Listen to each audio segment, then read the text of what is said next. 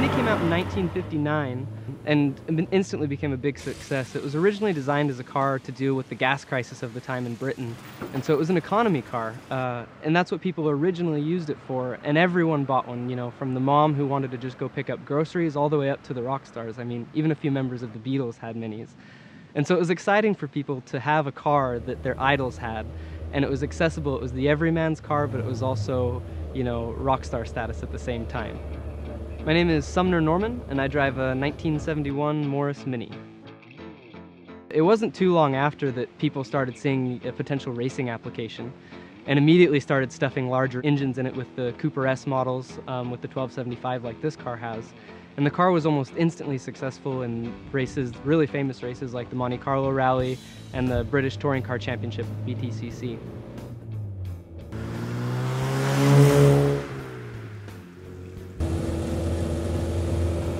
This Mini has an original 4-cylinder, but it has the 1275 from the Cooper S rather than the original 998 that came in it. It has the original rubber cone suspension as well, but the upgraded Cooper S disc brakes in the front, so it helps a little bit with braking.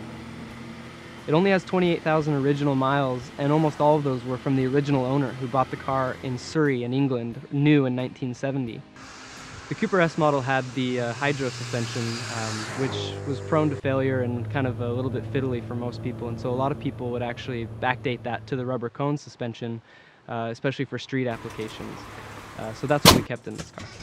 The car originally came with about 35 horsepower at the original engine, but with this upgraded 1275, it should see about 76 horsepower. When you consider the car only weighs about 1,500 pounds, the power-to-weight ratio really holds up even by modern standards, and it's not too slow in traffic, but where it really picks up is in the bends.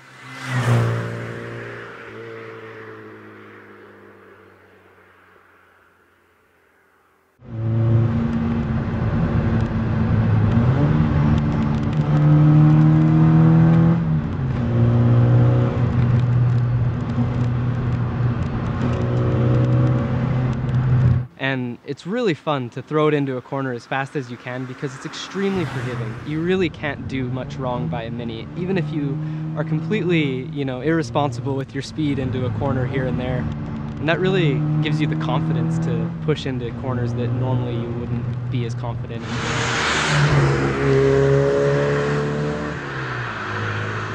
At the time these cars were built, they were all basically built by the same company, you know, the British Motor Corporation or British Leyland.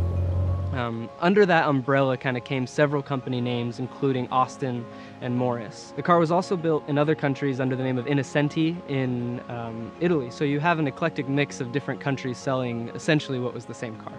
One of the fun things about this car is that nothing's quite perfect on it. You might notice immediately that the door jambs don't quite meet with the unibody, or that the badges aren't quite placed the same from left to right, or even the badge right on the front isn't quite centered with the center of the hood, and it's immediately obvious because there's that really nice stripe there, the pin that kind of goes right down the middle of the hood that's bumped up in the sheet metal, and then off to the right is the Mini emblem. But that's exciting, you know, to have a truly hand-built car, and the Mini was unique in that it was hand-built at such a large scale.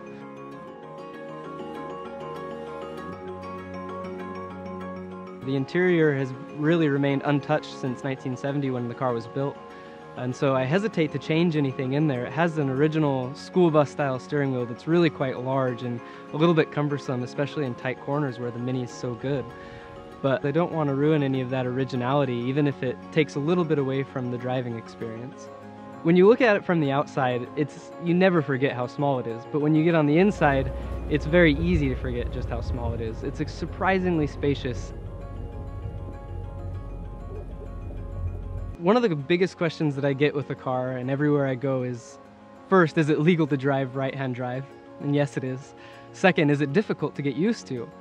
Driving isn't difficult on the right-hand side. It takes a few days to kind of get used to it, and you might bump your arm into the door a few times reaching for the gear lever, and before you remember, oh, it's on the left side. But the pattern's the same and the pedals are the same, so it's not too difficult to get used to. The car does go British once in a while. It likes to be a little bit finicky when it starts occasionally, and sometimes it likes to stop when it feels like it's a good time. It might be a good time for the car, it's not always a good time for me. But in the end, it's been pretty reliable.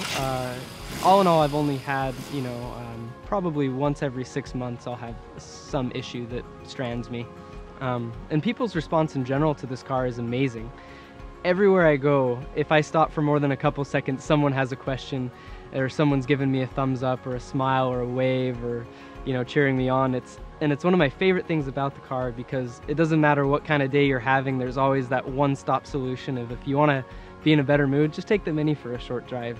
Somebody's going to be cheering you along the way, and you can't help but smile back at those people. And so by the time you're home, you're always going to be in a better mood.